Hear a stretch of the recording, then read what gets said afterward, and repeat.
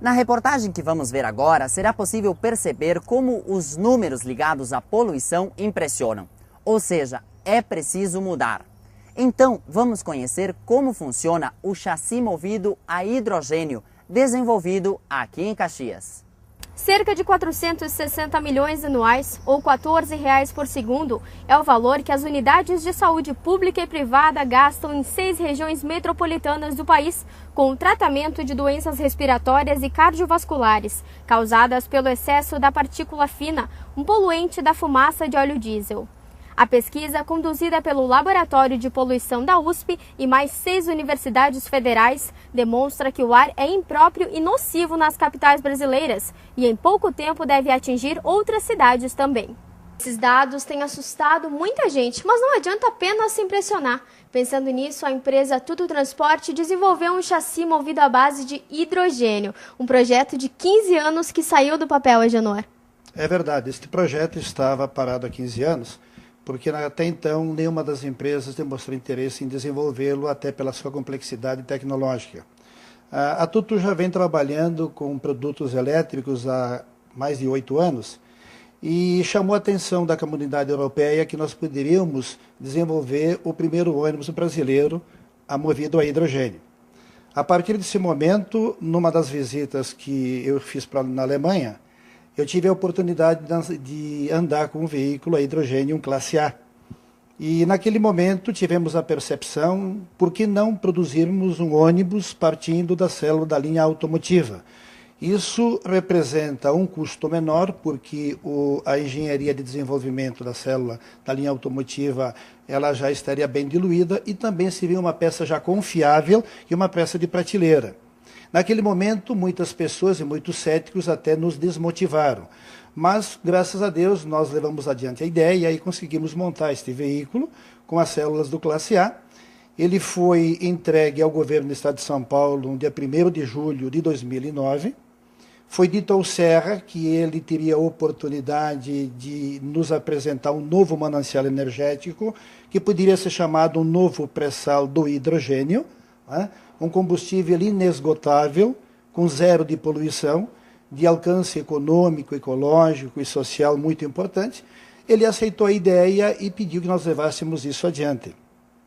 E, para nossa felicidade, no dia 12 de dezembro de 2010, a EMTU, ligada ao governo do Estado de São Paulo, depois de todos os testes de durabilidade e de segurança, foi aprovado o veículo e foi colocado à disposição da população de São Paulo.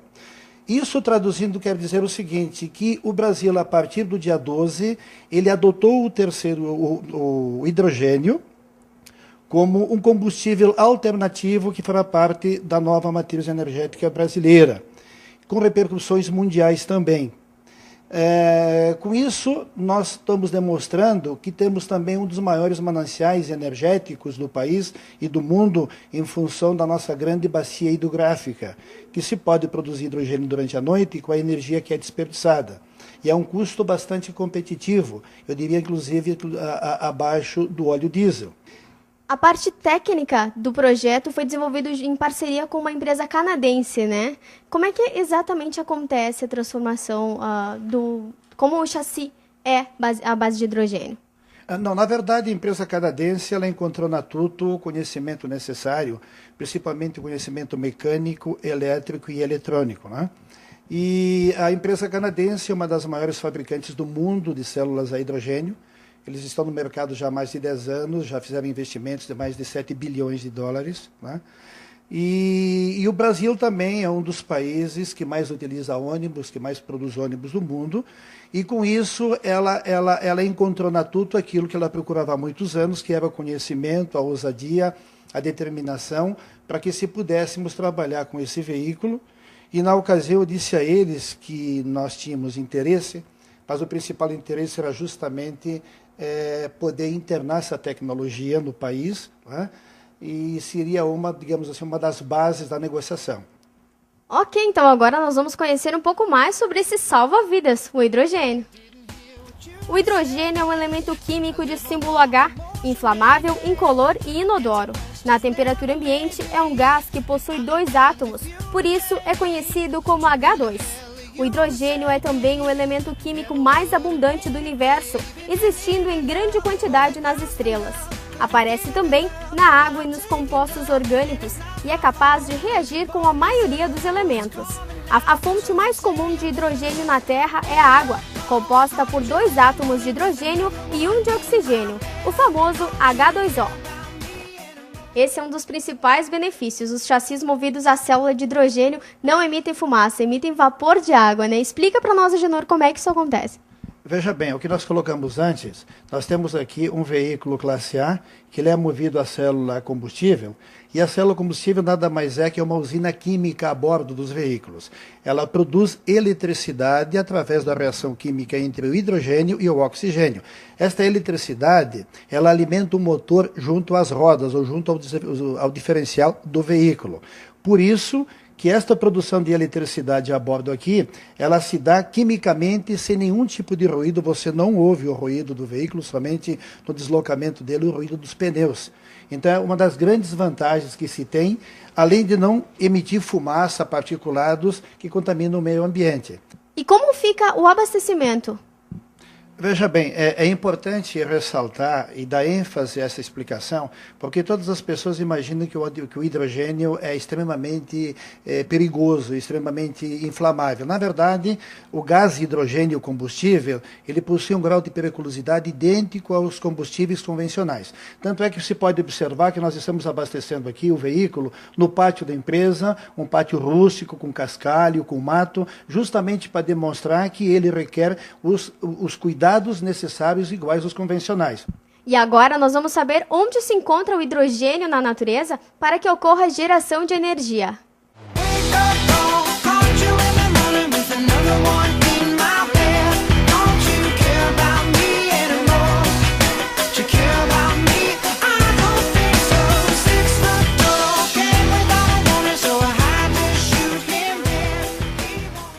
Nós temos um grande potencial hídrico que podemos utilizar a fabricação de hidrogênio por eletrólise, com a energia que é desperdiçada durante a noite. Essa é a principal fonte. Ou seja, nós temos uma grande quantidade de hidrelétricas e temos também, que é muito importante, a logística de distribuição da rede elétrica a nível nacional. Isso também vale estender a energia eólica. Por exemplo, o Nordeste pode-se dizer que é as Itaipus eólicas. E eles não têm lá grandes distribuições de redes adequadas para distribuir toda essa energia elétrica, como também pode ser produzido aqui no Sul, utilizando as horas que possui vento, que você tem movimentação dos aerogeradores, que você pode também produzir por eletrólise com energia elétrica produzida pelos eólicos, produzir hidrogênio a um custo bastante competitivo.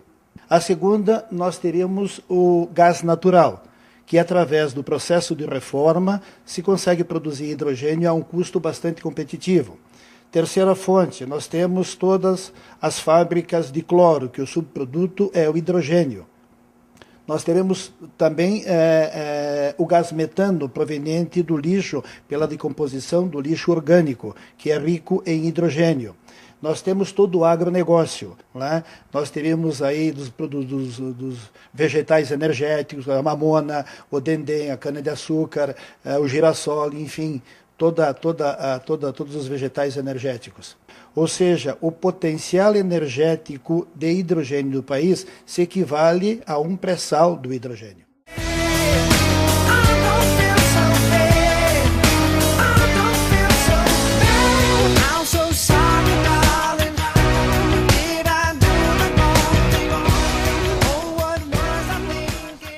Essas são boas razões para o Brasil investir no transporte em hidrogênio, né? Essa tecnologia, ela vai se adaptar aos veículos sobre os trilhos?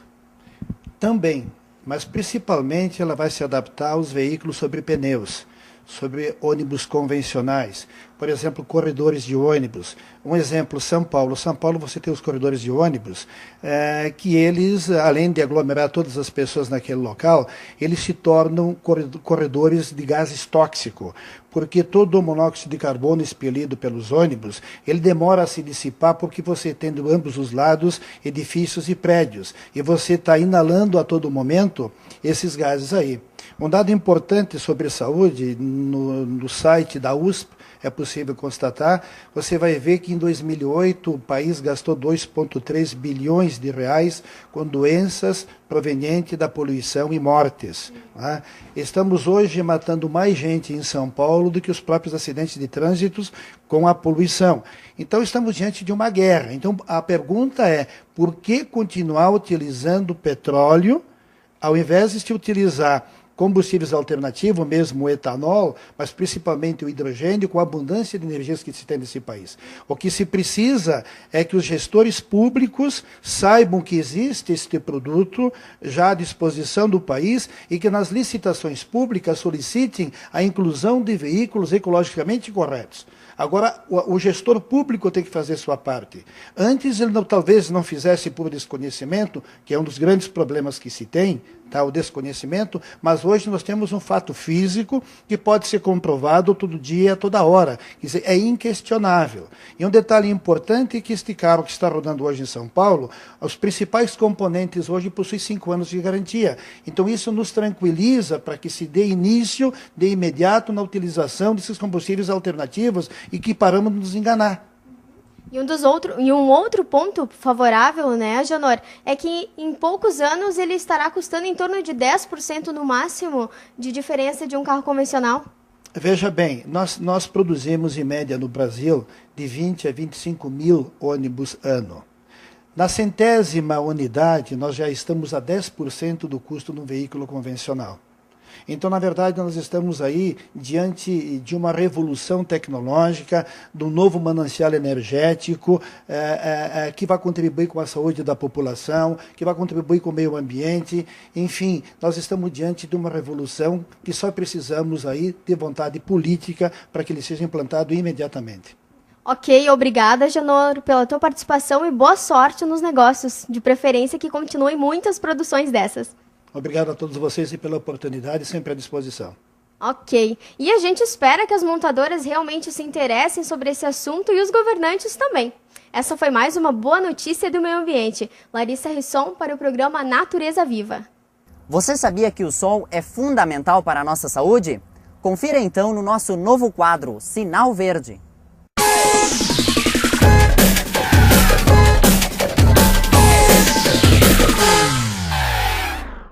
Muito mais conhecido como um vilão, poucas vezes paramos para pensar como o sol é saudável, se aproveitado de maneira correta. A exposição ao sol estimula a produção de vitamina D pelo organismo, essencial para a formação e manutenção dos ossos do corpo. Isso acontece porque ela age facilitando a absorção do cálcio. Outro efeito do sol é manter as pessoas acordadas e dispostas para enfrentarem mais um dia fora da cama, porque os raios ultravioletas reduzem os níveis de hormônio do sono, chamado melatonina. E como se não bastasse, os raios solares estimulam o bom humor e ajudam a combater qualquer sinal de depressão. E também melhoram a circulação sanguínea, ajudando na eliminação de substâncias nocivas ao organismo e fortalecendo o sistema imunológico. Claro que esses benefícios só podem ser aproveitados se a exposição ao sol for antes das 10 da manhã e depois das 5 da tarde. Vamos ao intervalo e voltamos já.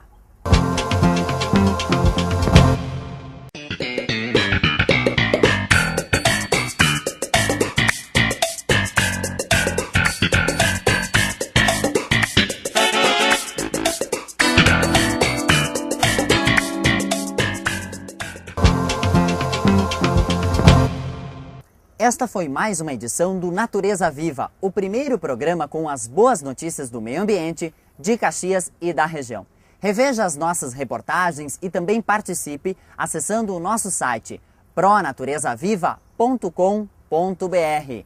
Um abraço e até a próxima edição.